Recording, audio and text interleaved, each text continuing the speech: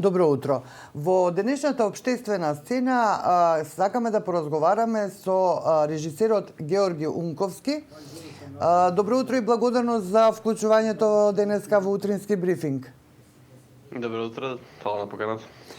Сакавме да поразговараме со вас, бидејќи пред неколку дена Агенцијата за филм објави дека ви додели средства за вашиот прв дебютантски долгометражен игран филм со наслов DJ Ахмет. Не знам дали имаме едно куче тука, може да го чуеш. Добро, не ни пречи. Само секунда, ова е вон серијски, мора да се реагира. Да почекаме да... Извинувам, тука сум. Добро. Значи, реков, ваш работниот наслов или можеби и вистинскиот наслов ќе остане DJ Ахмет на овој ваш прв долгометражен филм за кој што добивте нели средства од Агенцијата за филм. Дали беше долготраен процесот на аплицирање?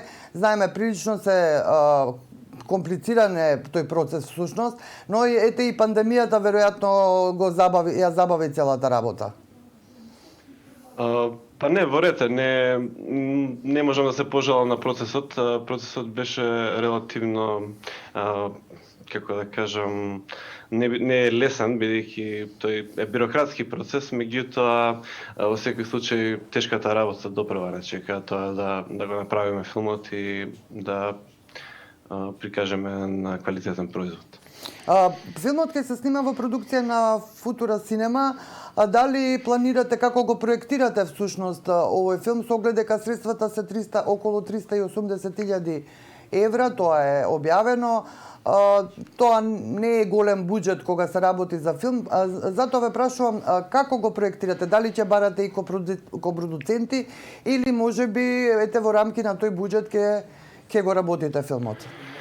Буџетот сам по себе е солиден за еден дебютантски филм, така да во тој поглед немаме никакви поплахи, значи задоволни сме. Нормално дека идеално би било буџетот на филмот се уште не е затворен, така да сме во потрага по копродукции. Тоа е и важно и за темата на филмот, да бидат вклучени повеќе земји во неговата продукција. Моментално сега следната земја во која ќе аплицираме е Чешка, која е местото каде што заврши факултетот. Така да од таму ќе видиме понатаму кои се други земји ќе пристапиме да се вклучат во копродукцијата. Знам дека е малку рано да ве прашам за темата, но сепак какви се темите што ве привлекуваат еве и за вашиот прв игран филм?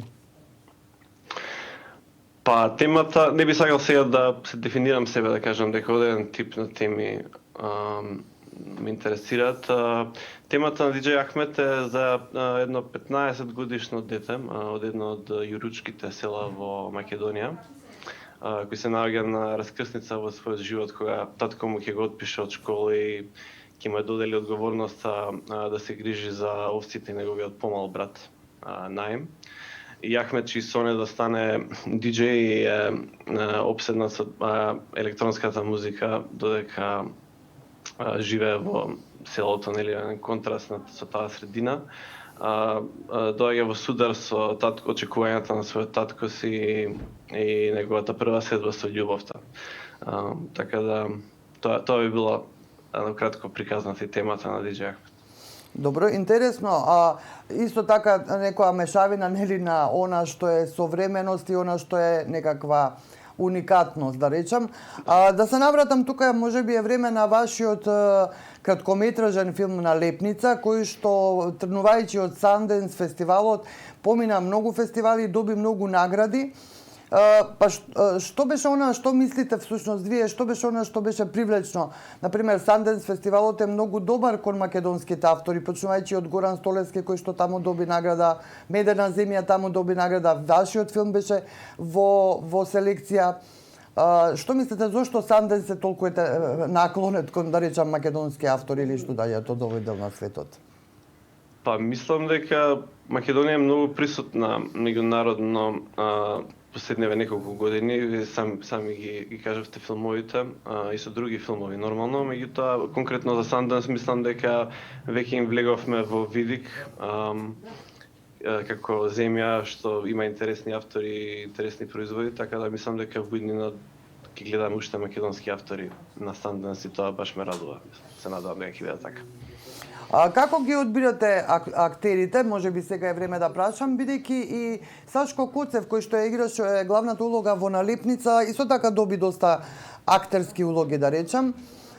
И самиот тој во интервјуеве и во ова студио кажуваше дека на снимањето на филмот владела една атмосфера на соработка, една пријатна всушност атмосфера за работење. Во однос на актерите, мислам дека е нормално еден автор кога пишува некој сценарио да се замислува некој лик или некој актер, чисто нешто за да му помогне да дефинира нешто во својата глава. Тоа подоцна не мора да биде така, значи може некој друг актер да ја превземе таа улога во процесот на кастинг и така натаму, меѓутоа она што е важно за еден режисер мислам е да има отворен ум и да биде спремен на работи кои можеби не се првата одлука негова, да биде отворен да види нешто ако е нешто подобро, поинтересно и да даде шанса на актерот сам да се избори, односно да проба за таа улога. Во однос на атмосферата на снимање, се трудам секогаш да биде опуштена атмосфера, да се слушнат мислењата на луѓето кои се автори на проектот. Не сум човек што сака сам да одлучува све, туку сакам да има диалог на моите сетови. И така, сакам другите луѓе кои работат на филмот да чувствуваат дека навистина прават нешто важно и да уживаат во тоа. Георгија, сте работеле и на две хумористични серии, Преспав и Вчерашни вести. Па какво искуство таму влечете? Па доста различни проекти се двете серии, меѓутоа она што работата на телевизија може да му помогне на еден млад режисер во развојот е тоа да се свати дека можеби не се е толку важно и не секоја одлука бара толку многу време и размислување. Телевизијата е една средина каде што мора да се реагира брзо, каде што не можат да се имаат некои мегаломански барања или захтеви, така да не е лошо за да се научи скромност, брзина и ефикасност на режисер како и работа со глумци, се разбира. Кога планирате да почнете да го снимате филмот? Знам дека имате некоја обврска во рок од 5 години, така барем беше од страна на Агенцијата за филм, дека треба да се заврши филмот за кој што се доделени средствата, но кога вие планирате, барем вака рамковно, оквирно, да почнете со снимање? Јас би бил многу среќен ако успееме идната година ова време веќе да почнуваме со снимање, иако тоа може би е малку амбициозно, бидејќи, како што кажав, се уште сме во потрага по дополнителни средства, што може да потрае година, дури две понекогаш, па и повеќе.